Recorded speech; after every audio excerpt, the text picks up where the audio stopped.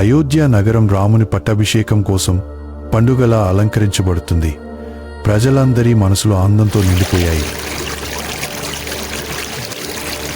కాని అట్టడుగున మహారాణి కైకేయి మనోహరాపురం నుంచి కలుషితంగా మారింది. ఆమె ధోరణి మారిపోతుంది. మంత్ర అన్యప్రభావంతో భర్త దశరథుని వద్ద 2 వరాలు అడుగుతుంది. భరతుని రాజుగా నియమించడం, రాముని 14 సంవత్సరాల పాటు వనవాసానికి పంపించడం. ఈ విన్నపాన్ని విన్న దశరథుడు తన ప్రేమ మరియు ధర్మం మధ్య తల్లడిల్లిపోతాడు. కలతతో నేలపై కూలిపోతాడు. అయినా వరాలను తీరుస్తాడు. రాముడు స్థిరమైన దృక్పథంతో, దుఃఖంతో కూడిన శాంతతతో తండ్రి ఆజ్ఞను అంగీకరిస్తాడు.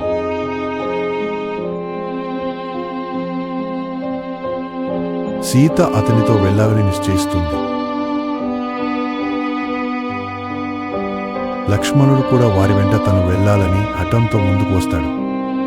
రాముడు అడవికి వెళ్లే సమయంలో అయోధ్యలో విషాదపు నీడలు అలుముకుంటాయి.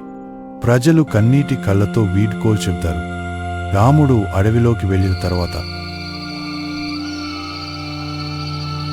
ఒకప్పుడు వెలిగిన రాజప్రసాదం అంధకారంతో కమ్ముకుంటుంది. ఈ దుఃఖాన్ని తట్టుకోలేని దశరథుడు ప్రాణాలు విడుస్తాడు.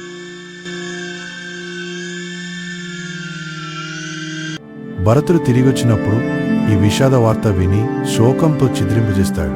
తండ్రి మరణం, అన్న రాముని వనవాసం, ఈ రెండింటినీ తట్టుకోలేక సింహాసనం తిరస్కరిస్తాడు. చివరికి రాముని పాదుకలను సింహాసనంపై ఉంచి తాను రాముని ప్రతినిధిగా పాలించనున్నట్లు ప్రతిజ్ఞ చేస్తాడు.